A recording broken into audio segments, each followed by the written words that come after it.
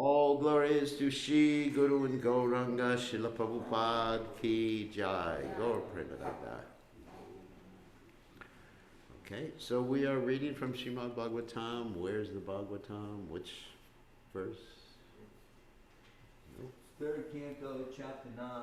The verse is on the board with. Yeah, but I'm not. I don't have eyes over there. It looks like 18. Third canto, chapter 9. Yeah. Text what? 18. It's on 18. the board. Okay, yeah, I got it. Okay. Om Namo Bhagavate Vasudevaya.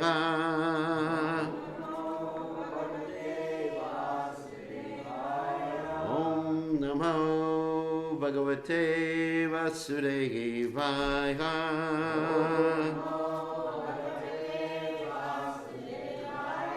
Om Namo Bhagavate Vasudevaya.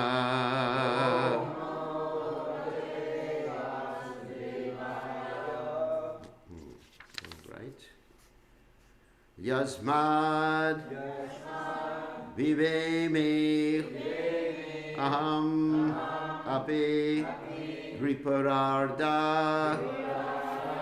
Dishnam Adhyasitaha Sakala Loka Namaskritam Yat Tepe Tapo Bahu Savo Varurut Samanas Tasmai Namo Bhagavate Dhimakaya Tubhyam.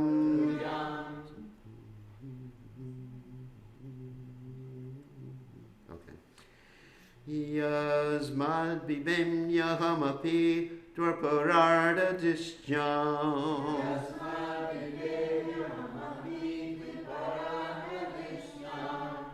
Adyasita sakala loka namaskritam yat.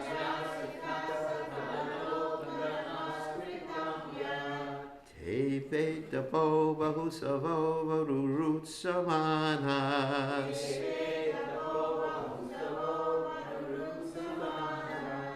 Tasmai Namo Bhagavate Dhimakaya Tubhyam.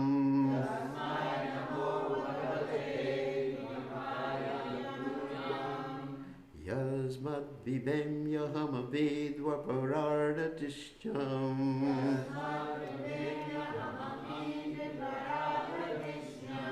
Anyasita Sakala Loka Namaskritam Yat.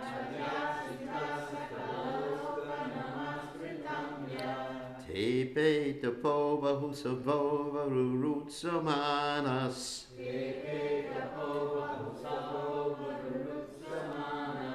Tasmai namo bhagavate dhimakaya tubhyam.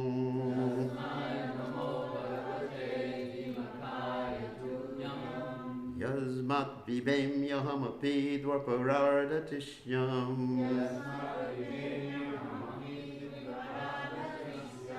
Adyasita sakala loka namaskritam yat. Tepe tapo bahusavo varurat samanas.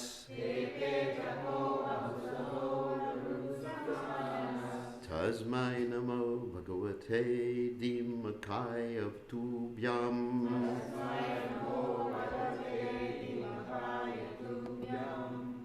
Okay. Yasmad Vivejamapi Viparada Krishnam.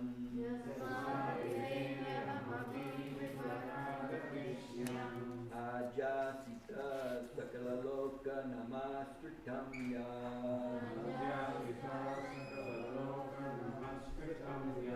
Tepe Tapo Bahusavo Rurut Samana.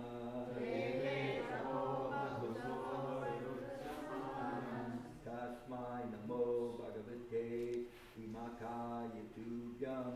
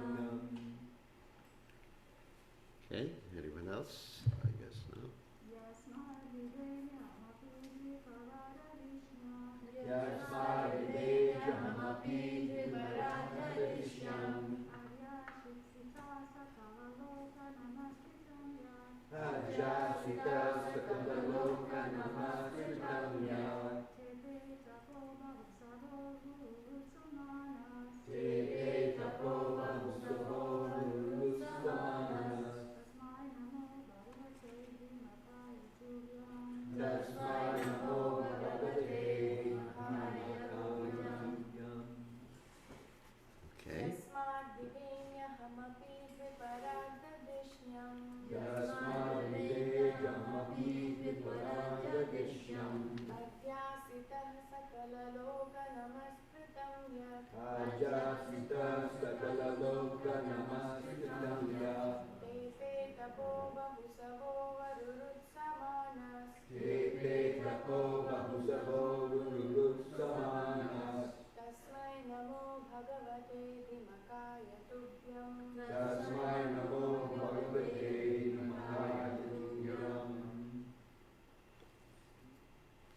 Okay.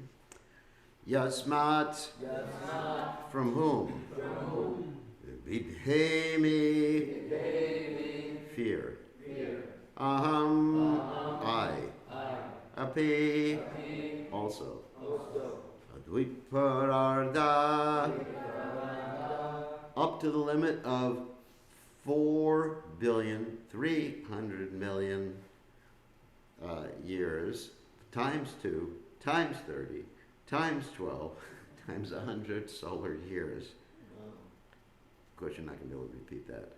So let's start again. Up to the limit of 4,300,000,000 years. Up to the limit of 400 million years. Times 2 times 30. Times 12 times 100 solar years. Dishyam. Place. Adyasitaha. Situated in. Sakala loka. All other planets. Namaskritam. Honored by. Yat. That. Tepe. Underwent. Tapaha. Penances. Bahu savaha. Many, many years. Avaru rutsamanaha. Desiring to obtain you. Tasmai. Unto him. Namaha. I do offer my obeisances. Bhagavate. Unto the Supreme Personality of Godhead. Adimakaya. Unto him who is the enjoyer of all sacrifices. Tubhyam. Unto your lordship. Translation. Your lordship, I offer my respectful obeisances unto you who are indefatigable time and the enjoyer of all sacrifices. Although I am situated in an abode which will continue to exist for a time duration of 2 horardas, although I am the leader of all other planets in the universe, and although I have undergone many, many years of penance for self-realization, still I offer my respects unto you. So you can repeat. Your lordship. Your lordship. I offer my respectful obeisances unto you. Who are indefatigable time and the enjoyer of all sacrifices. Although I am situated in an abode which will continue to exist for a time duration of 2 parardas, although I am the leader of all other planets in the universe, and although I have undergone many, many years of penance for self-realization, still I offer my respects unto you. So purport by His Divine Grace A.C. Bhaktivedanta Swami. Srila Prabhupada Ki Jai. Brahma is the greatest personality in the universe because he has the longest duration of life. He is the most respectable personality because of his penance, influence, prestige, etc., and still he has to offer his respectful obeisances unto the Lord. Therefore, it is incumbent upon all others who are far, far below the standard of Brahma to do as he did and offer respects as a matter of duty. Interesting, that word duty here. So again, Yasmad Bibem Yaham Api Dviparar Jatishnam Madhyasita Sakalaloka Namaskritam Yat Tevetabo Bahusavo Varurutsamanhas Tasmai Namo Bhagavate Divmakaya Tubhyam. So Omagana Timidanda Shah Gananjana Shalakaya Chakshur Meditam Yena Tasmai Shri Gurave Maha. So here in this particular verse, and Srila Prabhupada's commentary, of course, Lord Brahma is pointing out a problem that many of us have, and this problem is summarized by Queen Kunti. And that summary she gives is what? Janma Ishvarya Shutasha Shibir Enaman Na Adapima. That we all have some opulences. Of course, we do know that Krishna is full of all opulence. That's why he's called Bhagavan. You know, all strength, all renunciation, all beauty, all knowledge, like that. But we have some opulences, right? I mean, we're a little bit beautiful or handsome. Of course, when you get older, that sort of goes away. But we have a little bit of that, little bit of intelligence, a little bit of renunciation, a little bit of fame. And the problem is, according to Queen Kunti, that these things go to our head, or heads. Queen Kunti lists some of the opulences in this particular prayer. Janma, good birth. Of course, for most of us who are from the Western world, we don't have such good births, as we hear. I was born in the darkness of ignorance. And so for most of us, it's like that. And actually for everybody in Kali Yuga, except for those who are especially, let's say, Krishna-conscious souls from their very birth, we find Janmana Jayate Shudra. Samskara Bhavat Dvijam. That in Kali Yuga, everybody by the first birth is considered to be a Shudra. So we don't have anything to be proud of in that regard. But Janmaya Ishvarya, wealth, we're proud of wealth, right? Like if we have some money, I've seen many times in our movement when a devotee comes in contact with a lot of money, whether they're temple president, GBC, or guru, there's a tendency to be bewildered. And I've even seen devotees, when they've inherited some money from their parents, that's maybe the last time we'll see them for a long time. Or they win the lottery. Hopefully they don't play the lottery. So, Aishvarya, wealth, and Shutasha, or learning. We've seen many devotees who are extremely intelligent, and then they think they're more intelligent than their spiritual master, or more intelligent than Prabhupada. I've seen it again and again and again. We had one devotee who was a Bengali expert, and he thought he could find fault in Prabhupada's translations of the Chaitanya Charitamrita. So we became very proud of that. And then, and Srivir, of course, bodily beauty. So this is what Queen Kunti mentions. And of course, Chaitanya Mahaprabhu, he also talks about some other things in the Shikshashtaka. He says, Nadanam najanam nasundarim kavitam va jagadisha kamaye mama janmani janmanishvare bhavata bhakti ahai tikitve. That Lord Chaitanya is talking about other bewildering factors, followers, dhanam, wealth, sundarims, or if you have lady gurus, they're sundaras, if you understand what I'm talking about. So, we're followers. So these are factors that actually cause anarthas to develop in our hearts. And you'll find in the writings of Vishwanath Chakravarti Thakur, who writes in his Madhurya Kadambini, about the causes of anarthas, of course, what to do with them, how to get rid of them, etc., like that. Of course, anarthas, for those of you who don't know, means things that you don't want, like lust, anger, greed, illusion, envy, fear. These are anarthas. And of course, in the progressive path of devotional service, we're supposed to be getting rid of these anarthas. So Vishwanath Chakravarti Thakur mentions where these anarthas come from. This is very interesting in this particular context. One place that anarthas come from is very easy to understand, is sinful activities. Obviously, if you start smoking marijuana, having illicit sex, gambling, and eating meat, you're obviously going to develop some anarthas there. But it's also, anarthas also come from pious activities. That's a hard one to understand, isn't it? How can anarthas come from pious activities? I'm not talking about spiritually pious, sukriti activities. I'm talking about material pious activities. Like if I decide to open up a hospital and the hospital has nothing to do with Krishna consciousness.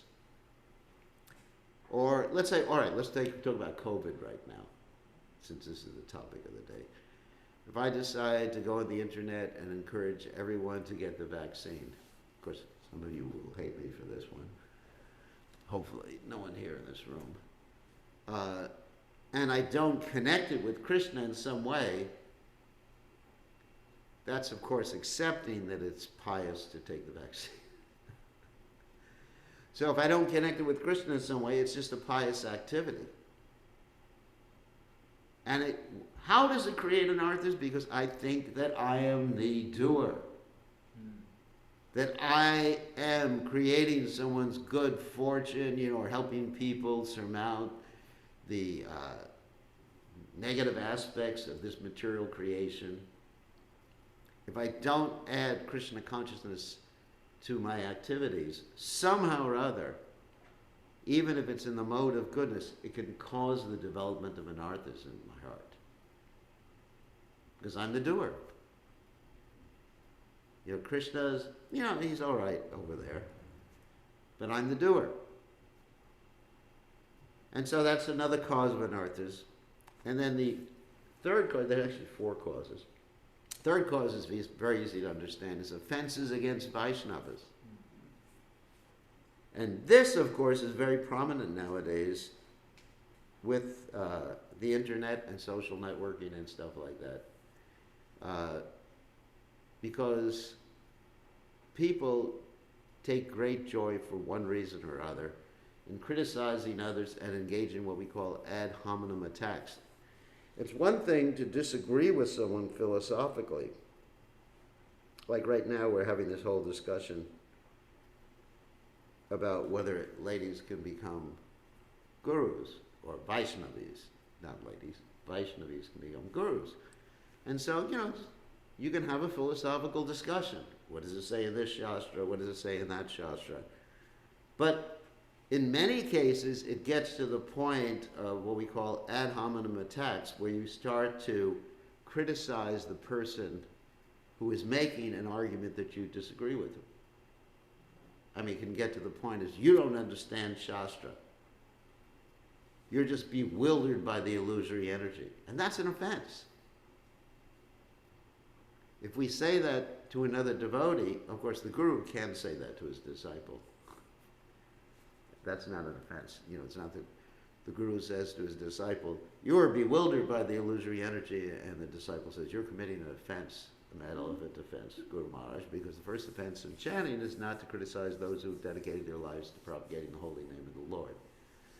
But in most cases, if you criticize someone on a personal basis,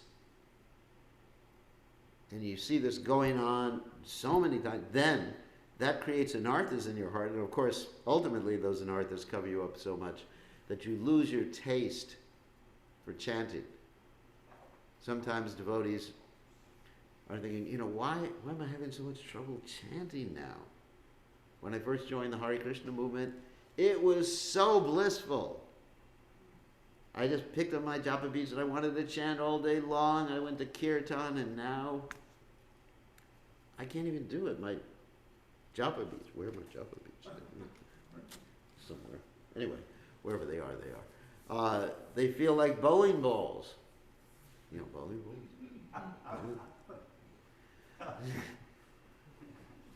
Can you imagine like 108 bowling balls in a bag and just picking up the bag?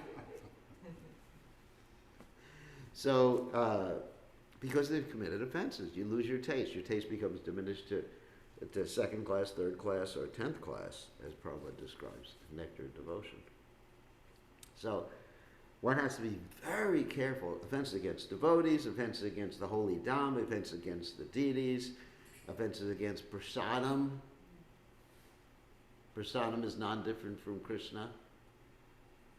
I mean, we become very complacent after some time. You know, when we first joined the movement, we didn't commit any offenses because we hadn't seen any devotees. And then we become complacent. You know, it's just Yogendra. Or it's just Dvibush.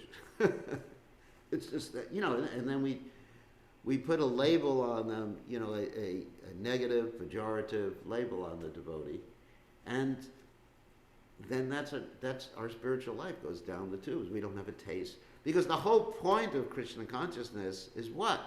To have a taste for hearing and chanting. Dharma swanishita pumsam vishvak seda katasu yad notpadiyad yadi ratim Shrama Evi Kevalam. It says if you do everything else nicely, you know, you do your deity worship nicely, waking up early every morning, eating your prasadam, glubjamans nicely every day. But if you don't develop a taste for hearing and chanting about Krishna, then it's all like spinning your wheels. Of course, you probably don't know what that means. For those of us who come from the north, that means there's snow, and you get stuck in the snow. Anyone ever have that happen to them? We do it with the mud here. Okay. And then you have a rear wheel drive car and you just push down on the accelerator, it goes, and you don't get anywhere. You just get deeper in the mud, deeper in the snow, and then you got to get the tow truck or someone to get you out of there. So that's the point. If you're not really developed, the whole point is why we here. We're here to develop a taste for hearing and chanting. That's really the point. And we're here to bring others to that point. And that's if you have to talk about a vision for New Taliban or a vision for any ISKCON temple, it's to bring others to the point and give yourself the opportunity to get a taste for hearing and chanting and love Krishna. That's it. I mean, if you're talking an overall, you know, mission or vision statement like that, why are we doing what we're doing? And all the paraphernalia, everything we have, you know, money, building big buildings, and, you know, I'm for buildings. I understand you're going to have a nice temple here. This is a nice temple, but you're going to have a bigger temple. But you have to keep in mind the purpose. The purpose is people. That's the purpose of everything you do. The purpose of the vegetables, the purpose of everything is to bring people closer to Krishna. And if you read Prabhupada's original documentation on Prabhupada's corporation, you'll see that it's a purpose. He always makes that point, you know, bringing the members closer together to, and I don't remember the exact wording, you know, to focus on the divine entity Krishna. I'm just paraphrasing what Prabhupada said. So anyway, so one has to be very careful about offending devotees, offending the holy Dham, offending the deities, like that. I already mentioned that. So then the last source of anarthas, which is actually in line with today's verse. Someone just sent me a comment. Whoops. Chat window. Oh, someone just told where I was. The last sort of anarthas, which is in line with today's verse, is the byproducts of bhakti. This is what Lord Brahma is talking about. Because Lord Brahma got his position because of his bhakti. You know, he he's a great devotee, a pure devotee, the head of our sampradaya. And being the head of our sampradaya, he executed great austerities, which is mentioned in this verse. In the beginning of creation, he didn't know what was happening. Everything was dark. And then he certainly heard the sound, what? Tapa, tapa. And he had such great faith. You know, we talk about faith. Can you imagine if you go to your spiritual master and you say, Guru Maharaj, give me an instruction, and he simply says, tapa, tapa. What would you do? Or he translates it. He says, do some austerity. I mean, you wouldn't know what to do. So Lord Brahma sat, I think it was 100 years of his time, and then he had all the truths of Krishna consciousness, the Siddhanta, the Tattvas, everything, and everything revealed to him, and he was able to see the abode of the Supreme Personality of Godhead. So he had all this opulence, his position, all this opulence, and so here he's stating that in spite of all this opulence, he's remembering specifically the time factor, isn't it? And there's one word used here in the verse which I thought I'd comment on, which is not really in the translation, but it's in the word by word translation. It's let me just go back to the verse again. Okay. This is Bibemi, which Prabhupada translates in the word by word, but it's not actually in the total translation. Fear. So he's fearful, but not fearful of the Supreme Personality of Godhead, but he's fearful of the time factor, and ultimately he's fearful of illusion. As Prabhupada said, he said, you Western boys and girls, of course we're not boys and girls anymore, so now I'm going to rephrase it. You Western old people are not enough afraid of Maya. So here's Lord Brahma, topmost position, but there's this fear. Now, it's not an unhealthy fear. You know, there is an unhealthy fear, you know, when you're shaking all the time, afraid of God, he's going to punish you, you know, he's mean, or whatever. But he's afraid of all these different opulences, his long life. See, he's contrasting in this verse, if you read this verse. He's contrasting his opulences here. He says, I have such a long life. So this is an opulence. Health, long life. But he's saying that because I'm fearful of you, because I'm respectful, let's change the word fear a little bit here. Because I have this healthy respect, awe, and reverence. That's a better expression for right now. Because I have this awe and reverence towards you and fearful of forgetting you, therefore I am offering my obeisances unto you. And so this is my understanding of this particular verse in Lord Brahma's prayer, that yes, I offer my obeisances to you, and I hope I will never forget my position as your eternal servant. And that's actually our duty too, to always remember that we are eternal servants of the Supreme Personality of Godhead. That is our identity. And as soon as we forget that, then we're caught up in another upadi or another false designation of self-centeredness. So we'll keep it short. Anybody have any questions? Yes, Tribhuj. Well, in reference to Lord Brahma, in his tapasya, what specifically did he do? And the first part. The second part is, what is the why and the what is the purpose of tapasya? Why did the Lord make tapasya like that? Well, what he did, that's actually an extremely good question. What he did is he chanted a mantra. And the mantra is non-different than the Supreme Personality of Godhead. So we're talking about the process of devotional service, hearing and chanting. So he heard, and then he engaged in meditation, because tapasya, for tapasya's sake, is not valuable. For example, we have our Ekadashi. So if you, on Ekadashi, you simply fast, which is good, and you don't increase your hearing and chanting of Krishna's name, fame, and glories, then what is the value? Because the whole point is Shravanam, Kirtanam, Vishnu, Smaranam. Now, I was actually, this is interesting, I was just reading the Chaitanya Charitamrita the other day in our evening class, and there was a discussion about the followers of Madhvacharya called the Tattvavadis. Now, the Tattvavadis, Lord Chaitanya had an argument with them, and of course he defeated them. But the Tattvavadis differ from us in two basic ways.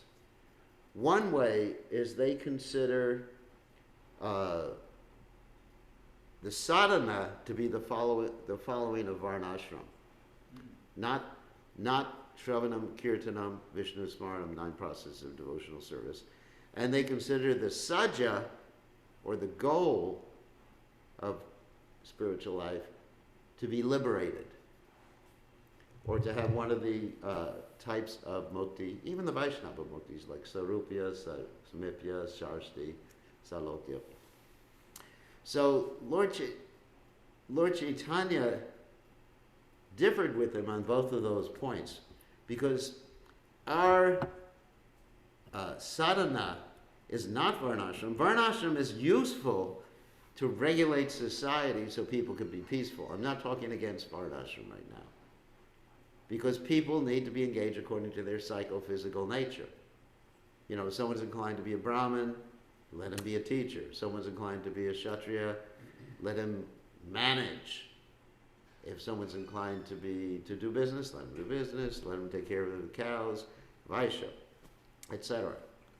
So I'm not decrying or criticizing Varnashram at this particular point.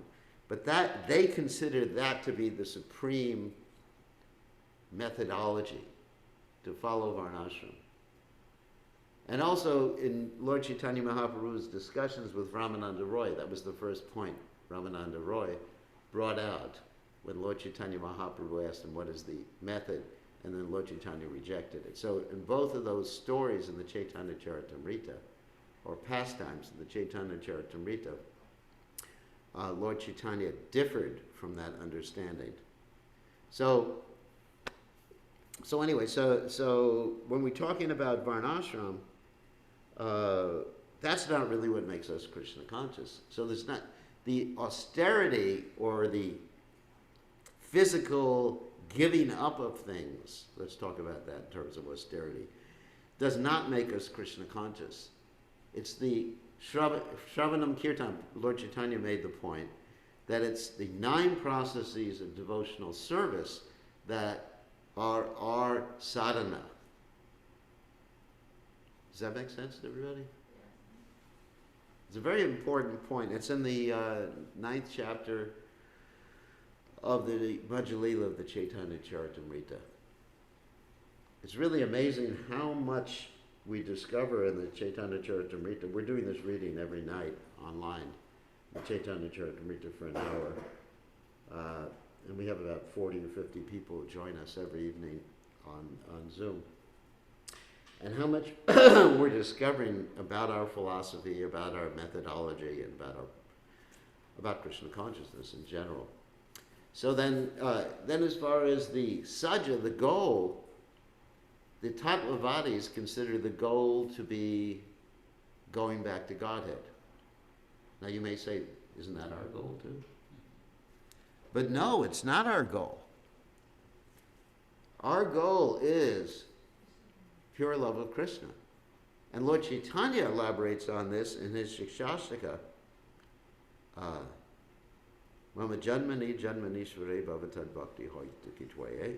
And also, Krishna, you may crush me by your embrace, leave me brokenhearted by not being present before me, but you're completely free to do anything and everything, and I'll remain your worshipful. You'll remain my worshipful Lord unconditionally. So that is our goal. So it's very important to keep that in mind. Although in the beginning, yes, we are motivated by the idea of getting the heck out of the material world. I remember that was one of my main motivations. When I would take rest every night as a young brahmachari, I would pray to Krishna to kill me at night and take me back to Godhead. And I prayed, my dear Lord, please kill me. I guess that's different than the prayer that the Christians have, you know. Anyway, I pray the Lord my soul to take. But anyway, I pray the Lord my soul to take. Please kill me. Of course, Krishna never fulfilled that particular prayer. Maybe in some parallel universe he did, but not in this universe. But liberation is not our goal. I mean, yes, in the beginning we tell people go back to home, back to Godhead. You get to see these nice Survey cows and desire trees. You get to have any flavor of ice cream you want from the Survey cows. I'm sure you've all heard that before. And, you know, pakoras, you know, even the Survey cow can give you pakoras, ice cream, glubjamins. Wow, I want to go there. But ultimately, that's not our goal. I mean, ultimately, you come to the point, after some time, hopefully after 50 years in the Hare Krishna movement, that anyabi lashita shunyam jnana karma navritam anukulyena krishnana shilana bhaktiruttamam, which is Rupa Goswami's nutshell verse of the Bhakti Rasamrita Sindhu. Ultimately, you know, just Krishna, I just want to serve you. I want to serve my guru, life after life. Like Prabhupada, in his poem, his offering, he made an offering to Srila Bhakti Siddhanta Saraswati Thakur. He said, I have no hope for direct service in the coming crores of births. But just let me remember, and I'm paraphrasing right now, my humble position, relationship to my spiritual master. So this is actually our goal, and the method is Shravanam Kirtan. We shouldn't forget that. And everything else we do is meant to support those two things. Does that make sense? Yes. Everything else we do is meant to, and we do a lot of things. You know, just like this morning I had a GBC meeting, so I have to question, is it supporting my goal of accomplishing that, bringing other people to hear, chant, remember Krishna, and bringing myself to hear, chant, remember, and have a taste for doing those things. So I have to question myself, because life means having strategic planning, just like yesterday we were talking with Tweet Bhuja Prabhu about strategic planning for the community, and it's actually very important, you know, to have everything organized professionally. I agree, see? I love you, Tweet Bhuja. That's nice, at least someone does. So he had a very good point.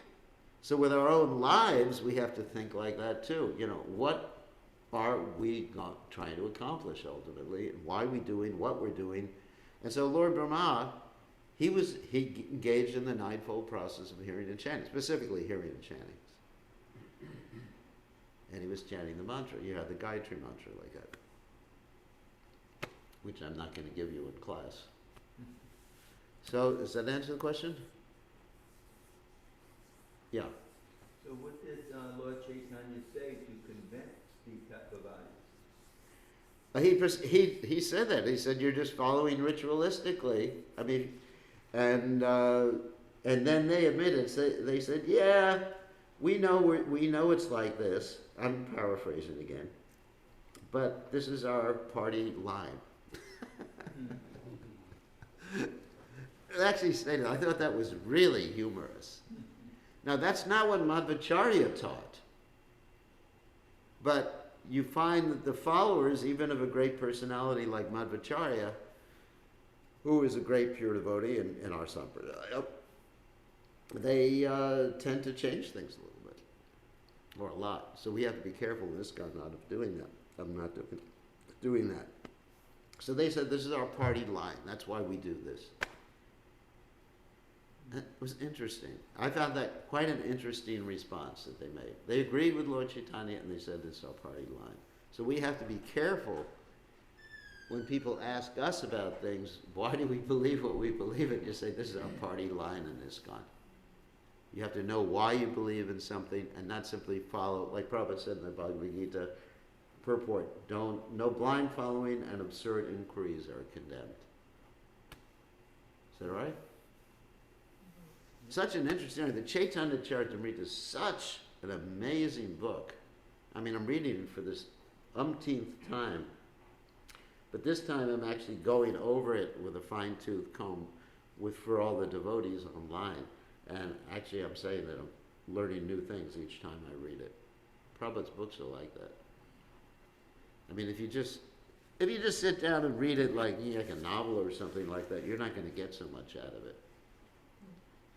You know, oh, that's a nice story. Lord Chaitanya did this, and Lord Chaitanya saved his follower from the Bhattaharis. That's an interesting story too. It's interesting, you know, stories, yes. Pastimes, yes. Interesting and purifying, but there's really a lot of deep things the more you go into Prabhupada's books. So, any other questions? Probably time for prasadam, right? It's interesting, here you just see everybody's outline of their head when you're giving class. The only way I know it's Dwi Bhujan is because of the gray hair. It's because we have a backlight. Yeah, the backlight. It makes it a little more difficult because I do like to interact with people in class, and it's just. And it's dark inside. It just. What's that? No light reflected off the ceiling, so no light comes in. Yeah, it's just an interesting phenomenon I experience here when I come. Yes. Maharaj, I'll just add that I've been like the last few months been trying to fine-tooth comb through the Chaitanya Charitamrita. I had the same experience that after 40 years in the movement, I thought, how did I not know all these things? Especially the conversation with Sanatana Goswami, Goswami, and the Atmarama verse, which I'm on right now. And it used to just go over my head, but I mean, it's still over my head in a lot of ways. But it's like so much more making sense when you really stop to take notes and things like that. Just pay attention. Like I've been listening things and paying more attention. It's amazing. Thank you very much for that comment. That discussion about the Atmarama verse, oh my God. And you have so much respect for Lord Chaitanya's intelligence. The greatest scholar. He is the greatest And scholar. Yeah. Well, you finished? Yeah. Sorry. I just wanted to make one that I recently, we spoke about the Goswami's disappearance day. Yeah. And I would think, really, we don't seem to know a lot about it, except for the Jalgram Shield story. But it actually, that's a part of the, again, the Chaitanya Charitamrita. Krishna Das Kaviraj Goswami asked him, can I have your blessing? He was asking over Goswami. Yeah. And he said, yes, I'll give you my blessings on one condition. You don't mention me. You don't tell anybody anything I've done. Even when he was editing or working with, I think it was Sanatana Goswami's Paribhakti Vilas, is that, or was it Rupa? And then he was working with Jiva Goswami on, I think, the Sandarbhas or something. He didn't want any recognition for that. At the same time, like you were saying, what I was meditating on is that these devotees, they say in the spiritual world, he's that manjari or that coward boy, but they're coming to assist the Lord in his pastimes. And what you were saying, my goal right now is to assist Prabhupada in his pastimes, and that may be in some other part of this universe but you can be simultaneously, if you are absorbed in that service, experiencing, if your heart is pure enough. Yeah. He could just, he could just desire something, like a desire tree, and then this Radha Raman deity So, Right, right. and then he thought, my father told me to worship the form of Lord Chaitanya, and I wish I could do that. And then Radharaman became Lord Chaitanya. But his desires was like just being in the spiritual world. You see, in the material world, this is the spiritual world. And if you have a pure enough desire, Hmm. you can, it's the same. That's a fact. That's actually a good point. Although sometimes when Krishna helped the devotees got really upset that they were taking service from Yeah. Krishna.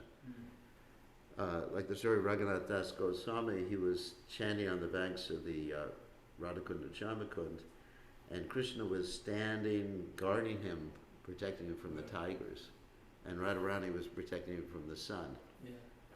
And then, so there's that story, and then the story of Rupa Goswami preparing this sweet rice for Sanatan Goswami, and he had gotten the ingredients from Radharani. Mhm. You know that story, right? Partially. All right, so Rupa Goswami wanted to prepare some nice prasadam for Sanatan Goswami, who was his elder brother. And so what he did is he was thinking, but how am I going to get the ingredients? So a little girl comes up to him and gives him all these nice ingredients, milk and rice and sugar, whatever it was. And then he prepares this, and then he invites Sanatan Goswami for prasadam, and Sanatan Goswami takes this prasadam, he says, where did you get these ingredients? And Rupa Goswami describes the little girl who brought him the ingredients, and Sanatan Goswami starts chastising him. He says, we are meant to give service, but not take service. So it's interesting. Yeah, it's a fact. I mean, these pure devotees, they're also simultaneously in the spiritual world. There's stories about Srinivasacharya when he would go into trance, meditating on his spiritual identity in the spiritual world. He would sometimes bring things back from the spiritual world, like garland or something like that. So it's hard to imagine I cannot even imagine the consciousness of these great pure devotees. But their consciousness is, theoretically, to describe it, is just simply to please Radha and Krishna. But what I did with that is exactly my point, that it's hard for me to explain it, but because they came to assist, but they were already, they appear to be, finding out about Lord Chaitanya, but they're instantaneously on this very ecstatic level. And so been meditating on it's like we're very, very, well, I am very, very, far away from all those kinds of, feelings. And my coming to Krishna consciousness is nothing like the way Gopal Bhatta drinking the Charnamrita and going into ecstasy. And nothing, there was a struggle and still struggle. So, but they're showing us what can happen if we actually really understand that it's about the qualities, developing these qualities. That's, what I've been getting out of it. I don't know if I'm expressing myself. Yeah, I agree. I think it's very clear. Thank you. It's specifically envy. Envy, lust, anger, greed, envy, illusion, fear, anarthas. So any other questions? We should end because it's time for Shada. Yes, Yogi. Any other suggestions for developing our case for hearing and chanting? Do you have a process? I mean, just keep that in mind. I'm not going to micromanage everyone's life or micromanage the temple here or anything like that. But the point is, if you keep your mission or your vision in mind, then everything else falls in place. If you just say, this is the goal, this is why I'm doing whatever I'm doing, then I think your actions will necessarily fall in place. Maybe write on the wall of your house, like they do in big, you turn my microphone off. Oh, I'm sorry. Sounds like a GBC meeting when they cut your microphone off after 2 minutes. So, I think my voice was- it's like those old theater things where they take a hook and pull you out. You ever seen that? You ever seen those old things? You take it off. They do that in the Apollo Theater. They do that. So, just like if you work for some big company, you know, like Tesla, Microsoft, whatever it is, they always have like this mission statement of the company, and it's all over the place. You know, to remind you of why you're doing what you're doing. I remember I was taking a course on strategic planning, and they were talking about Starbucks. I've never been to Starbucks, believe me. And they said their motto is to give customers a unique coffee experience. And so they have this drilled into their minds all the time. This is their vision.